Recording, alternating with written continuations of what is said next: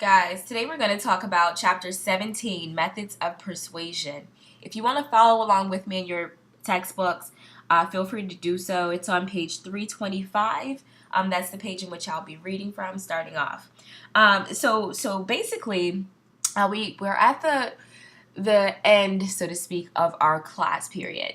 And the reason why this particular point in the semester is so important because it really determines ultimately what you'll leave away from the class knowing.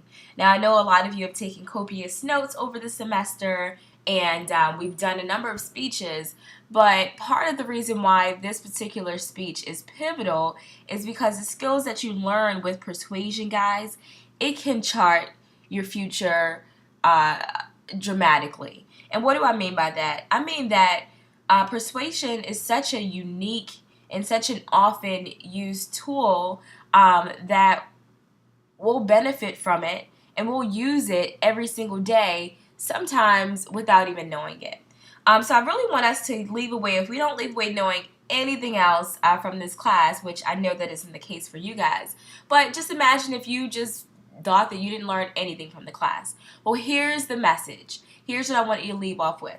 I want you to leave off knowing that persuasion, learning the skill of effectively persuading someone, is irreplaceable. No matter what you're doing, no matter what kind of job you have, no matter where you are in the world, one way or another, you'll be persuading someone to think as you think, to feel as you feel, to do as you want them to do in some way, right? So when we look at chapter 17, the author starts off telling us the importance of persuasion. Let's see exactly what the authors are saying, right? Saying that persuasion is a big business. Thousands of authors, self-help gurus, and consultants are all promising to teach you one way or another to persuade people, right? They think that persuasion is a forbidden psychology. And it gives you an unfair advantage over people. Some folks have this opinion to say. While others offer that persuasion is a simple, useful survival technique that you'll have to have in order to be successful in life. So either way, they're telling you that persuasion is important, right? And so these people who claim to have a secret to the persuasive skill set that you'll need to survive in life, they actually charge thousands of dollars for seminars, hundreds of dollars for videos and motivational books. But you know what? Companies and individuals flock to pay these gurus of persuasion. Why? Why is that? Because they value the skills that they'll learn from someone teaching them how to be an effective persuasive speaker. Because they realize also, guys, that persuasion is one of the best kept secrets if you do it effectively, that'll help you actually succeed in your businesses, in your life. But to say that these guys who are charging all of this money to actually teach you how to be a persuasive speaker, to say that they have that holy grail, so to speak, of the persuasive speaking skill set is an understatement. Guys, persuasion is too complicated for there to be a one-shot off formula, right? As you know, depending on the situation in your own lives, right, you're using different techniques to actually persuade the person you're speaking to. For instance, when you want to persuade your mom that you don't need to take out the trash today, you don't want to take out the trash, you're obviously going to use different techniques that allow her to believe that you don't need to take out the trash that day, versus when you persuade your teacher that you can't make it to class, right? There are going to be certain nuanced details that you use with your mom that you would not use with your teacher. Case in point, for your mom, you may say, Mom, I don't want to take out the trash today because the last time, I took out the trash, I stumbled and tripped over the trash can, right? you're using a persuasive technique that deals with empathy, right? You know your mom loves you, so if you tell her that you hurt yourself the last time you had to take out the trash, then maybe she'll reconsider you actually taking out the trash. Why? Because you persuaded her to have empathy for you. She cares about you. She doesn't want you to get hurt. So she's more than likely going to agree that you don't have to take out the trash. Whereas for your professor, if you had to persuade your professor that you couldn't come to class, next week to present your speeches, what devices will you use? Well, maybe you'll use that same technique of empathy. Maybe you'll say, Professor Morant, I cannot come to class today, or next week rather, because your car broke down, right? Well, that's pretty persuasive. Why? Because not only can I understand rationally that you need your car to get to class, right? But I can also empathize with you, right? Because I'm also a driver and understand just how important having a car is. So those are all elements of persuasion, guys, but there's no one-shot rule for how you can persuade someone. You just have to really understand that there's a skill set and that you have to be actively refining your persuasive skill methodology. So let's get right into it. What makes a speaker persuasive? Why do listeners accept one speaker's viewpoint and reject those of another? How can a speaker motivate listeners to act in support of a cause, a campaign, or a candidate? People have been trying to answer these questions for thousands of years, from the ancient Greek philosopher Aristotle to the modern-day communication researchers. Although many answers have been given, we can say that listeners will be persuaded by a speaker for one or more of the following reasons. Well, here's one. They'll be persuaded probably because they perceive the speaker as having high credibility. And that's why the focus of this chapter, guys, is going to be on credibility. And then we'll touch on these other factors. Well, the second reason why people are persuaded by speakers is because they are won over by the speaker's evidence, right? And then another way is because they are convinced by the speaker's reasoning. And then the fourth way, guys, is because their emotions are touched by the speaker's ideas or language, right? So in this chapter, we'll look at each of these. We'll not only we won't discover actually any magical secrets, right? That'll make you an irresistible persuasive speaker. But if you learn the principles discussed in this chapter, you will greatly increase your odds of winning the minds and hearts of your listeners. Okay? So, let's take it from the top and talk about the factors of credibility. Well, there are many things that affects a speaker's credibility, including their sociability, their dynamism, right? Being dynamic, their physical attractiveness, and their perceived similarity between the speaker and the audience, right? If we were in class right now, I would ask you why you feel that a person's sociability or physical attractiveness makes them more credible. Well, I'll tell you this. One of the quotes that I always say is that, you can't sell a dream looking like a nightmare. So let's just take the physical attractiveness part of credibility. Well, imagine if you were a car salesman, right? And you're trying to convince someone to switch from driving, a Nissan Altima to a 750 Mercedes or a 750 Mercedes Benz, right? Well, if you're selling me that car, I'm not gonna want to see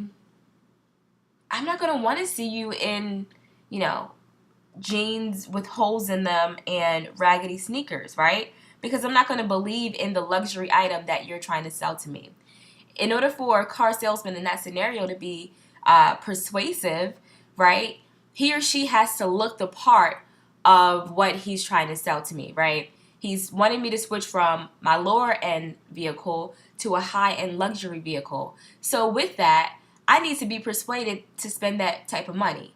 So it's the speaker's job to look attractive enough for me to believe in the high price tag that's associated with this car, right? You can't sell a dream looking like a nightmare. So that part is really important, guys, when you talk about credibility. But there are also two other factors that deal directly with you establishing credibility with your audience. And those two factors, guys, are so important. That's why we're going to highlight them right now. Well, the first factor is your competence. Your competence deals specifically with how an audience regards your intelligence, your expertise, and your knowledge, right? You cannot be ignorance on fire, meaning that, we're giving you this platform to persuade us one way or another to think or feel or act or respond the way you want us to, right? We're giving you 10 minutes in front of the class. So naturally, you already have an element of credibility. Why? Because your classmates have seen you in class. They know that you're kind of smart because you got into Clark Atlanta University, right? So you come with a certain level of credibility already. However, when you start speaking, guys, we'll know whether you actually know what you're talking about within 2 to 3 minutes of your presentation. So if you continue to hold a high credibility with us, then we're going to continue to believe in what you're saying. But the minute you show us that you don't even understand your own material, right, that you're ignorant on fire, we're less likely to be persuaded in what it is that you're telling us to feel, think, or say, right? So that's why competence is so important. Understand your material. Don't try to be disingenuous in thinking that you actually prepared for this speech when you really didn't. We'll be able to tell. And then secondly, guys, what's important with your credibility is your character. And your character deals with how an audience regards your sincerity, your trustworthiness, and your concern for the well-being of the audience, right? If someone is doing a persuasive speech and they're wanting you to, the topic of the persuasive speech could be, why wearing high heels from Steve Madden are, dangerous for your body, right? And so throughout their speech, they're giving you all of these substantial, factual reasons as to why you shouldn't wear Steve Madden shoes because they're bad for your body. Well, if throughout the speech, they're not only saying, hey, Steve Madden shoes are bad for your body, but, I shop at a store by the name of, Soul for Life shoes, and they provide great discounts on folks who are recycling their Steve Madden shoes, and if you go there today, you'll be able to get 15% off of your first purchase. And if you tell them that I sent you, they'll even give you 50% off of your first purchase. Well, guys, more likely than not, we're going to know that you are being a persuasive speaker for your own advantage. Why? You want us to stop wearing Steve Madden shoes in order to buy this company's shoes that you're promoting, you're covertly promoting in your persuasive speech. That is directly related to your character. Why? Because essentially, we know that, although we've trusted you to present and you have a certain level of credibility and cachet with us already because you're, the classmate that we've, journeyed throughout the semester with, right? We have now come to discover that you don't really care about us, right? You actually want to stand here for 10 minutes and talk about why we should not, buy Steve Madden shoes, because your ultimate objective, guys, that we've seen is that you want us to actually buy the shoes that is directly going to put some money in your pocket some way or another, right? So you see how one can lose their credibility based off of their ability to be trustworthy, right? And to really show the audience that they don't really care for them. But we know that you guys won't run into that issue. Why? Because you have a certain level of trustworthiness and an ethical, like we talk about ethics, right? You're coming with a certain level of ethical background that you won't try to persuade us to believe in an idea that you truly know that isn't in our best interest, okay? So those are the two main factors that deal with credibility. Now, there are different types of credibility, guys.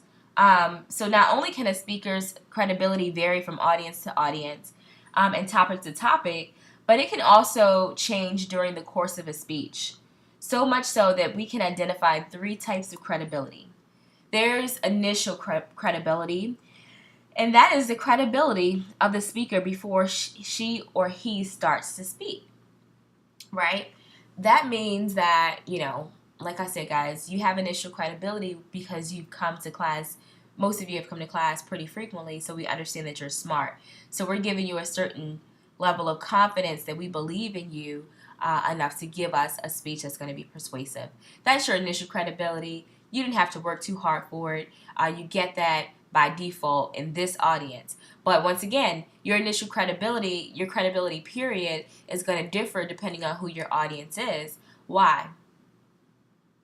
Because your audience may be familiar with you, right? Or they may not be familiar with you. So you never want to take for granted that you're already coming to the table with already establishing a bond of credibility with someone or with your audience. Okay?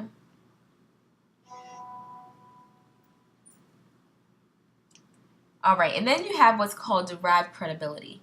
Well, your derived credibility is that credibility of a speaker that's produced by everything he or she says and does during the speech itself, right? What are you actually doing during the speech? Are you, using your body as a tool to convince us or to persuade us, right? Well, if you do it effectively, right, maybe you will begin to be more convinced and persuaded throughout your speech, right? Because derived credibility occurs during your speech, right? And then you have what's called terminal credibility. Well, terminal credibility is the credibility of the speaker at the end of the speech. So you start off with your initial credibility. Yes, we believe in you. We have confidence that you know what you're talking about because we've been to class with you, right? That's your initial credibility. You don't have to work hard for that. But your derived credibility is that in which you have to work a little bit hard for. So when you're giving us the facts, the figures in your speech, you're convincing us more and more that you're a credible speaker. Why? Because we're seeing that you actually did research on your topic, that you actually prepared for your topic, and that you actually know what you're talking about. But that is only gained during your speech. Then terminal credibility, like I said, guys, it's at the end of your speech. What are we going to leave off feeling, right? Are we going to leave off feeling that, Sarah Jane, for instance, that she actually, she persuaded us, or that Sarah Jane actually had our best interest at heart throughout the speech. That is the feeling. Terminal credibility is the feeling that we leave off with after your speech has ended. So let's talk about ways that we can enhance our credibility. Well, we can enhance our credibility, guys, by explaining that we are knowledgeable in this particular area, right? Competence deals with your level of understanding. So if you want to convince someone that you are credible, well, first start off by convincing them that you know what you're talking about. Okay? So look at the examples on page 328. They give some really, really great examples of how one author wanted to establish credibility, and she actually explained her competence, right? For instance, let's take one of these examples in just so you guys can hear it. Okay. One student revealed her qualifications in order to explain that she was competent to be able to speak on that particular topic. So she said her topic is antibacterial products. She wants to persuade her audience that antibacterial products aren't actually that great for the environment and for the person using it. Well, she says, before I studied antibacterial products in my public health class, I always used antibacterial soaps and antibacterial all-surface cleaners for my apartment. I also know from my class survey that 70% of you use antibacterial soaps. cleaners, or other products. But after learning about the subject in class and reading research studies for this speech, I'm here to tell you that try as we might, we cannot build a bubble between ourselves and germs with antibacterial products, and that these products actually create more problems than they solve. What she do here? What she do? What she did was she gave her qualifications, guys. She talked about how she studied this topic in her public health class. She even went as far as to say that she used the product herself, right? A personal testimony. And then in addition to that, she told you that she knows that you use antibacterial soaps. How? Because of the audience analysis questionnaire that she conducted. Guys, these are all ways to show that the speaker is competent, right? You can use these techniques in your own speech. Well, what else does a speaker do to enhance his or her credibility? Well, you want to establish common ground, right? Common ground means that you actually show people that you can relate to them, right? Specifically, common ground is a technique in which a speaker connects himself or herself with the values, attitudes, and experiences of the audience, right?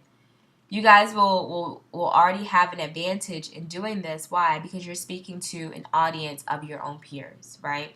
That's why I wanted you to do the audience analysis survey or questionnaire rather, so that you can really understand what your peers know about your topic already and how you can actually persuade them even more based off of the information that you're gathering from your audience analysis questionnaire. Another way to establish credibility is to use evidence. What's evidence? Well, evidence, I'm glad you asked. Evidence is supporting materials used to prove or disprove something. Evidence is so important, guys, because just like in a law setting, right? Think about Trayvon Martin's case. There were hours and hours and pages of evidence to support, Trayvon Martin's case, which was the prosecuting side, and then to support George Zimmerman's side, right? And even to disprove, either, or not disprove, but rather, there were evidence rather to challenge the other side's credibility, right? Evidence can be used to enhance someone or a topic, or it can be used to poke holes in a topic or someone if you use it effectively. So evidence is important. So there are different types of evidence that you guys can use. There's specific evidence, novel evidence, and then they give you some tips on page 320, 332, and 333 on how you can implement evidence in your own speeches. So another way, guys, that you can be more persuasive is by using what the book refers to as reasoning. And reasoning is the process of drawing a conclusion on the basis of the evidence. So evidence and reason go hand in hand. If you're going to have evidence, guys, you got to make a reasonable argument to support or not support the evidence. Okay. And then they go on to explain reasoning and analogical reasoning, causal reasoning, different types of reasoning, guys, that you have in your speech. Let me see if I cover those. So yeah, what you want to walk away knowing, well, one thing that you want to walk away knowing about using reasoning and evidence, guys, is that sometimes you can run into what are called fallacies. You want to avoid fallacies at all costs. Why? Because fallacies are inaccuracies in your particular speech. They're errors in your reasoning, right? If you are working to convince us about math problems, right? You want to let us know your goal is to let us know that, to persuade us that 1 + 1 = 2. Well, if during your speech you tell us that, I want to persuade you all that 1 + 1 = 2, and in your speech you tell us that, 1 + 3 equals 2, because depending on how you order, the numbers, then we're going to know that you have just committed a fallacy. Why? Because that's an error, right? Maybe you didn't want to say 1 plus 1 or 1 plus 3 equals 2, right? Maybe that was just an accent. You were nervous and you spoke too fast, right? Well, you're kind of losing credibility with us. Why? Because we know that 1 plus 3 doesn't equal 2. We know that 1 plus 1 equals 2. But because you as a speaker, made that mistake, we're more likely than not to be less convinced of your credibility and less persuaded for your speech. Okay?